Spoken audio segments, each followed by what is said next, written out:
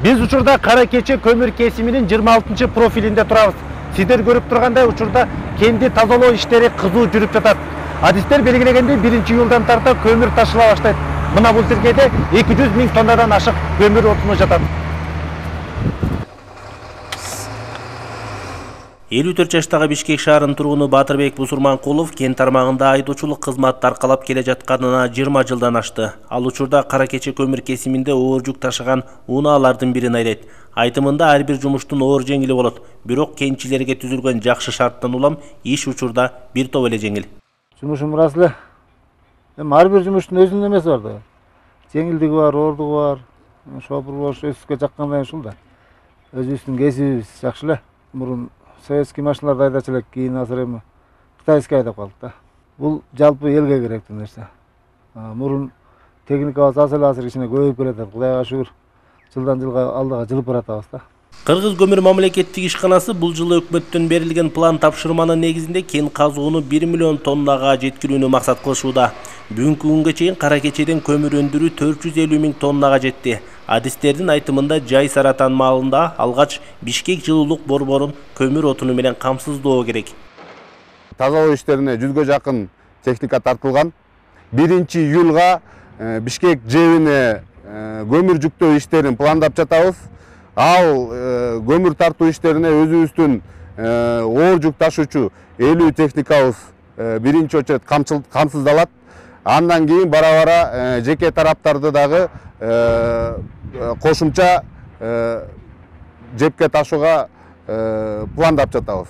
Жыл ичинде Нарын облусунун аймагындагы бюджеттик мекемелерге жалпысынан 26 000 тонна көмүр, ал эми калкка 90 000 тонна көмүр отуну керектелет. Бул жылы да элдин арзан көмүр отуну менен камсыздоочу көмүр кампалар ар бир айылда ачылат. Ошол эле учурда Нарын облусунун социалдык жана бюджеттик мекемелерин камсыздайлы деген оюбуз бар. Андан кийин жана көмүр кампаларын ачуу боюнча дагы иштерди алып барып атабыз. Канчалык биз эрте баштасак, ошончолук жеңилдик болгон тат өзүбүзгө.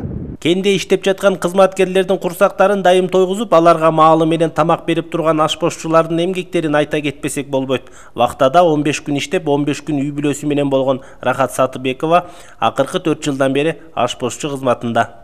Жай мезгилинде бир 180ге жакын адамды тамактандырып атабыз.